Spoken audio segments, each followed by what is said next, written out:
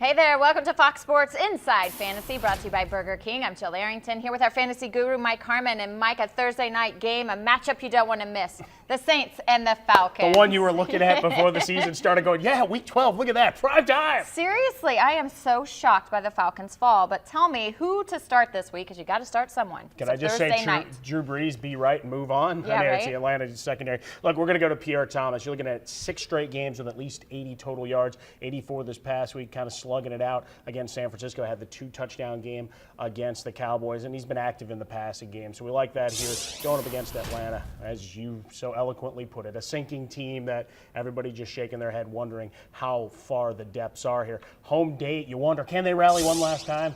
No, Drew Brees and company still putting up points. But I am going to start Roddy White. You know why? I'm impressed with the snap count rising. Got into the end zone, only 3 catches, 36 yards, but did find the end zone against Revis and what was a terrible effort against the Buccaneers. But 9 targets, snap count is up. We can at least get him in as a second wide receiver. Look, I'm not going all gung-ho thinking that suddenly we're going to have a scoring fest coming out of Atlanta, but I like the fact that we can get a guy like Roddy White, who most owners are been hanging on, wondering when they can get him back into the mix. Here, not an optimum play, but we'll get him back in as a number 2.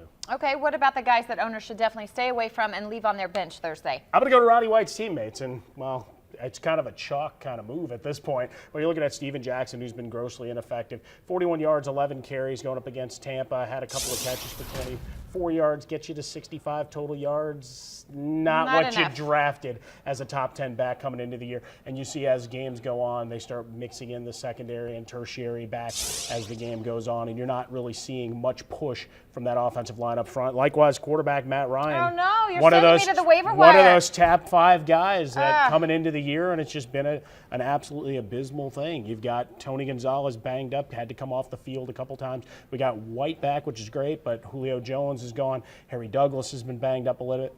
You're not getting anything out of the running game. You're looking at Matt Ryan, a guy who's only thrown multiple touchdowns once in the last 4 weeks, and that was in that garbage game, aforementioned game against the Buccaneers. You're looking at New Orleans' 3rd best against quarterbacks.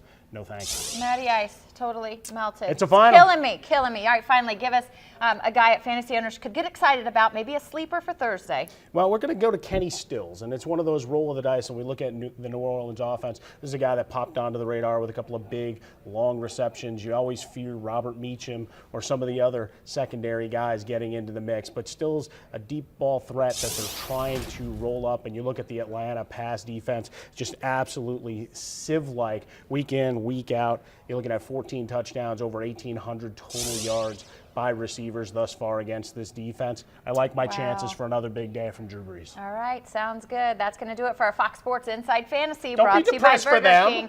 I'm really depressed for them. I got a couple of their players, and it's killing me. Got to go to the waiver wire, Mike. That's all there is. All right, for Mike, I'm Jill. See you next time.